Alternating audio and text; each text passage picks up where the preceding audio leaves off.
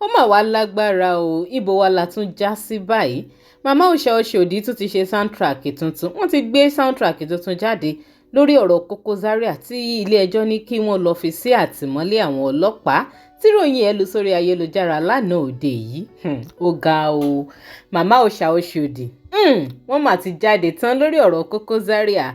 Màmá yìí ní kẹ́nikẹ́ni ó má lọ bá Koko Zaria, kán má lọ bá bẹ̀bẹ̀ rárá o, kàn jẹ́ kí Koko Zaria kó lọ jẹ̀wà síṣàn, kó lọ gba 2 portion ẹ̀ lọ́gbà ẹ̀wọ̀n. Ó ga o, Koko Zaria ṣàtìyà ó ti wọ ga o pátápátá lọ́wọ́ Màmá Osa Oshodi, area mama MC Oluomo. Ẹ̀yin èèyàn ẹ jẹ́ ká gbọ́ nǹkan tí Màmá Osa tó sọ nínú fọ́nrán yìí. Ẹ jẹ́ gbọ́ soundtrack tuntun tí wọ́n gbé jáde fún Koko Zaria. Kẹ́ máa fọ ìròyìn náà nípa ìsí comment. Zaria ó ń lọ òròṣì wọn ń retí ẹ̀ lẹ́wọ̀n ó ń lọ, ó máa lọ sẹ́wọ̀n, àlọ́ rámírámí là ń rí, ẹnìkan ò ń rábọ̀ ẹ̀. Zaria ó máa lọ sẹ́wọ̀n yẹn náà ni wọ́n ní kí Zaria lọ sẹ́wọ̀n kó lọ fara pamọ́ sẹ́wọ̀n. Mi sọ fún yín, irúmọlẹ̀ ń bẹ bíi tàtijọ́, àwa la ò sìn dáadáa bíi tàtijọ́. Ṣẹ́tìrì mo sọ fún yín pé Zaria máa kúrò nílùú Òṣòdì fún wa, àfi tí ó bá sí gbogbo òrìṣà mẹ́rẹ̀ẹ̀rìndínlọ́gbọ̀n ọ̀kànlélólúgba tí ó bá símọ́ lókù ní Zaria ò ní fìlú Òṣòdì lẹ̀ fún wa. Ó máa wá lágbára o, ṣọ́rọ̀ yóò ti wá máa kọjá bẹ́ẹ̀ báyìí. À ń pọ̀rọ̀ yìí lówó ó ń láronú.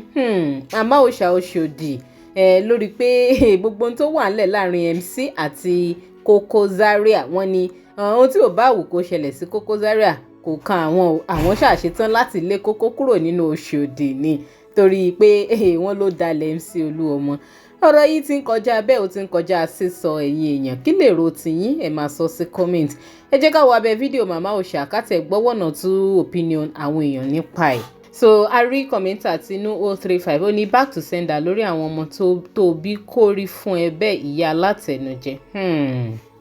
Okay o, user 2924 òun náà ni Ọlọ́run bá tiẹ̀ jẹ́ ni pẹ̀lú àwọn fámílì ẹ̀ àti ọ̀gá yín lè máa fi ẹ̀wọ̀n lò gbà. Èpè pọ̀ o fún Màmá Osa. Anyway, màmá náà ṣe tiwọn fún Koko àbí? Olúwa tó sì ní ẹ̀ ní ṣe oríire, ẹ̀yin olórí burúkú ìyá lógo ẹ wá ń bínú ọmọ ológo ní kẹ para yín. Ó ga o, eléyìí pọ̀ o. Robtex ni you born like this right madam, you are finished. Okay o, ogun mẹ́fun olówó aṣeun náà ni màmá ẹ̀ ní kú síbi táṣọ yín. Kí ló dé olórí Ọláyínká náà ní gbogbo ọmọ tó bí á lọ sẹ́wọ̀n, wọn á kú sẹ́wọ̀n. Nífẹ̀ẹ́ mi ní ìyá òfò. Nàbílà náà ní ẹ̀rí ilé ayé yín ẹ̀ ní kú síbi táṣọ yín wà. Àwọn èpè táwọn èèyàn ń ṣẹ́ fún Màmá Osa Oshodi lábẹ́ fọ́nrán yìí, àwọn èpè gánkọ́gbé èpè, àwọn èpè rapata ni tó ṣe pé ìyá ìgan ó ní láti lọ yídó borí ni. Èpè pọ̀, kí ló dé? Ẹ̀yin èèyàn, ọ̀rọ̀ tó wà ńlẹ̀ yìí ó mà ti ń kọjá sísọ, ó ti ń kọjá bẹ́ẹ̀, ó ti ń kọjá ojú tọ́pọ̀ wá fi ń wò ó lórí ọ̀rọ̀ pé Koko Zaria kúrò lẹ́yìn MC Oluomo. Tó sì jẹ́ pé lóòótọ́ a mọ̀ pé kálukú ló ní right láti ṣe nǹkan tó wù ú, ṣùgbọ́n tí ọ̀pọ̀ ń fojú ọ̀dàlẹ̀ wo nǹkan tó ṣe yìí ni pé kò yẹ kó lè ṣe bẹ́ẹ̀. Àmọ́ tó bẹ́ẹ̀ jù bẹ́ẹ̀ lọ, ǹjọ́ yẹ kó lè tó báyìí? Ẹ máa fi ròyìn lórí ẹ̀ sí comment. Lórí ọ̀rọ̀ babaláwo rí tán sì fi mú Koko Zaria sátìmọ́lé náà. Kó débẹ̀ yóò rojọ́ tẹnu ẹ̀ náà ni.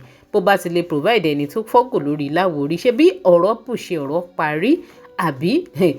Kí lẹ́ni mo wí, ẹ̀yin èèyàn, ẹ máa bá mi sọ ìròyìn nípa ìsí comment. Ẹ má gbàgbé láti máa follow DIGINAIJA online lórí Facebook.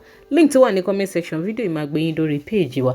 Gbogbo ẹ̀yin tẹ́ ṣe ń darapọ̀ mọ́ wa náà lórí YouTube, ẹ dákun ẹ máa bá mi click lórí subscribe button tó wà lábẹ́ fídíò yìí. Ẹ máa like kẹ́ sì máa share fọ́nrán yìí kó máa lọ lórí ayélujára. Ẹ ṣeun.